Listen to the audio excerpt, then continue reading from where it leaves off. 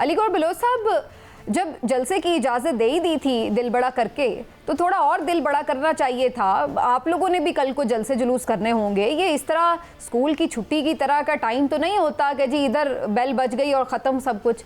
तो जब इतने लोग दूर से आए हैं और कोई ज़ाहिर है उस जगह पे कोई और एक्टिविटी भी नहीं है कि जिसके बाद फ़ौरन स्पेस खाली करवा के आपको वो करनी है, कोई मजबूरी तो नहीं थी, तो क्या फ़र्क पड़ता था? एक आध घंटा आप उनको करने दें जलसा, वो अपनी तकरीर करते घर चले जाते। बिस्मिल्लाहिर्रहमानिर्रहीम।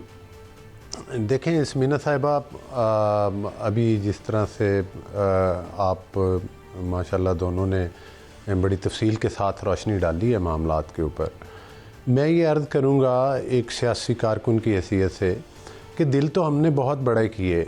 बड़े दिल के चक्कर में 9 मई जैसे वाक़यात हो गए। बड़े दिल के चक्कर में आपने इस्लामाबाद में देखा कि जब इनका जलसा हुआ तो वहाँ पर क्या ज़ुबान इस्तेमाल की गई, और ना सिर्फ ज़ुबान इस्तेमाल की गई बल्कि उसके बाद जिस तरह से ये इस्लामाबाद की इंतज़ामिया और पुलिस के साथ गुत्थम गुत्था हुए, वो भी किसी से ढका छुपा हुआ नहीं है।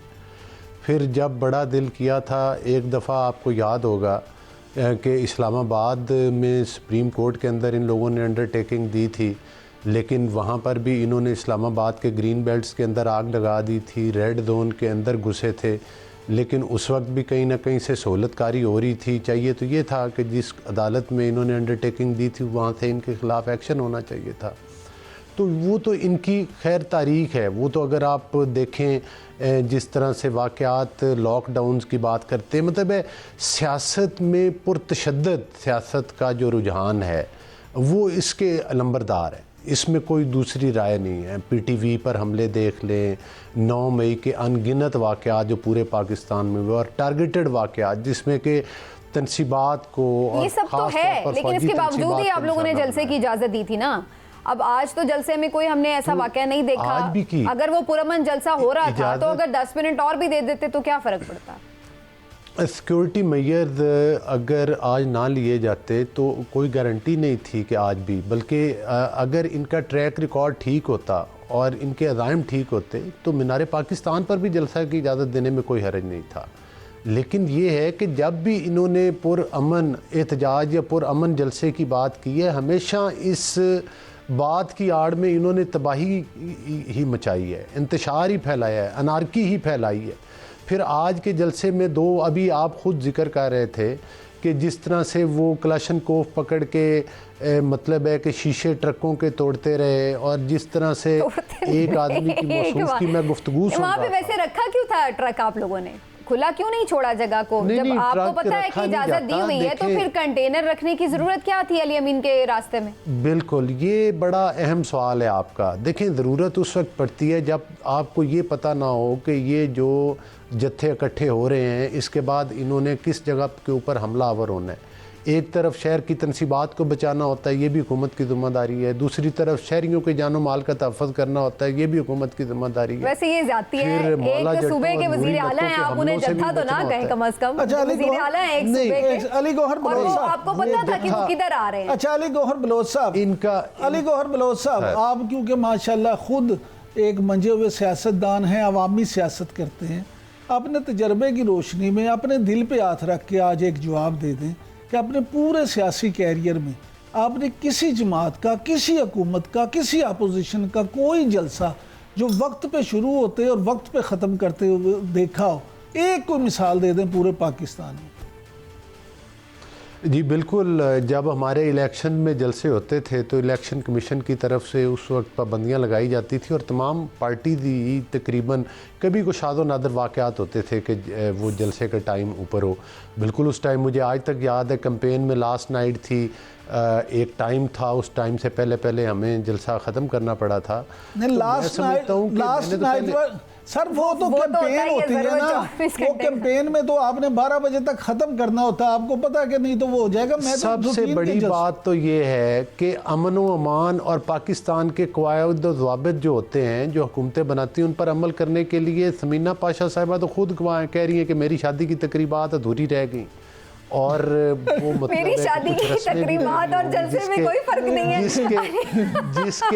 जिसके अरमान अभी तक इनके दिल में हैं, तो मैं तो कहूँगा कि हम मेरी तो मैं अंधेरे और में रुखसती आप तो हुई है, शामिल तो होने के लिए जाहिर है। तैयार हैं, ये दोबारा भी कर सकते नहीं, हैं।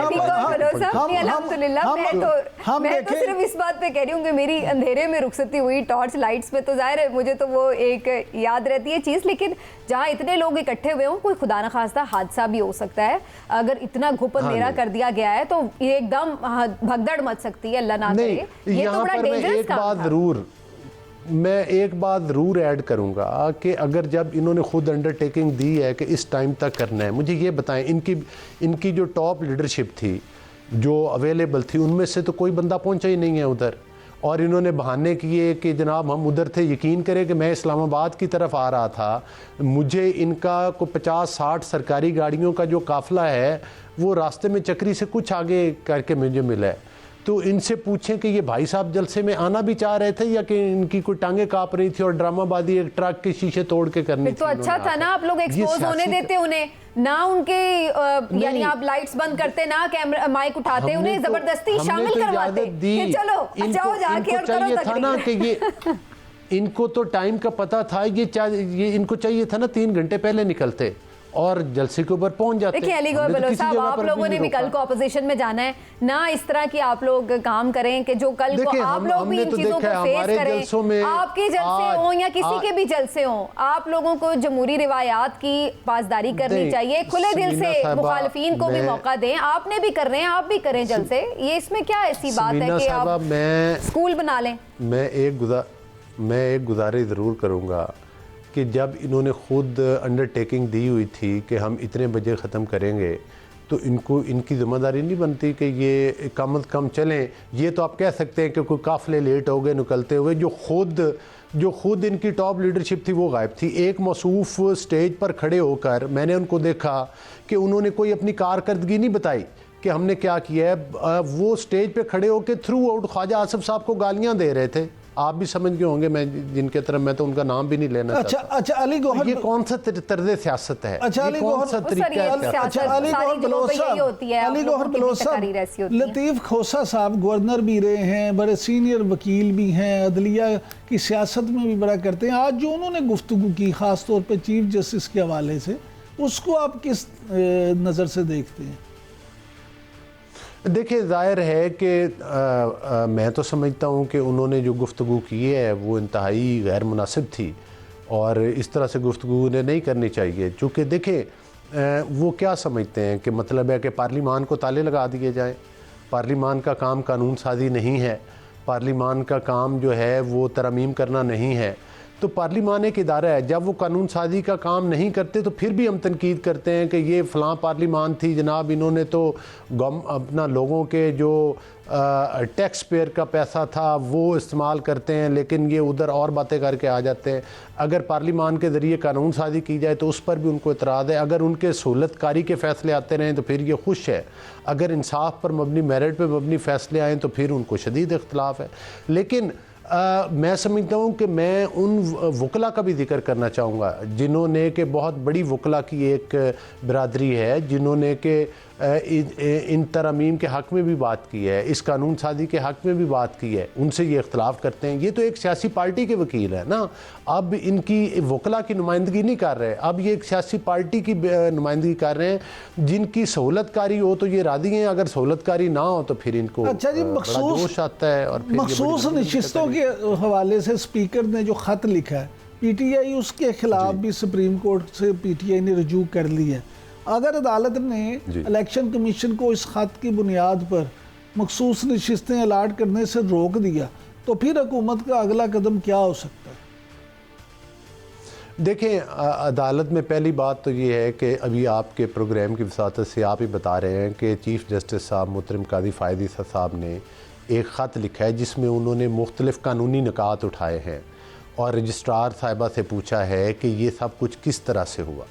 इसी तरह से जो इन्होंने दरख्वास्त दी है, जब उस पर कोई फ़ैसला या कोई चीज़ जजमेंट सामने आती है तो फिर उसके मुताबिक किया जाएगा। अलबत्ता मैं अयाज सादिक साहब को ज़रूर खराज तहसीन पेश करूँगा कि उन्होंने जिस तरह से पार्लिमान की मैं समझता हूँ कि वो सुप्रीमेसी के लिए जो स्टैंड लिया है और जिस तरह से एक बहरानी कैफियत के अंदर उन्होंने मतलब है कि पाकिस्तान के कानून और आइन का तहफ़्फ़ुज़ किया है, तो उसका क्रेडिट उनको ज़रूर जाता है। पार्लिमान भी जो है वो कोई मेरा और आपका ज़ाती इदारा तो नहीं, पाकिस्तान का एक इदारा है और पाकिस्तान के आइन में उसकी जो लिखी हुई है चीज़ें, जो इख्तियारात, जो तरीक़ेकार, वो तो फिर एक लंबी बहस है। चले अगले प्रोग्राम में उन तरमीम पर भी बात कर लेंगे, हो सकता है उस वक्त तक वो असम्बली के अंदर आ जाएंगे बाकायदा तौर पर।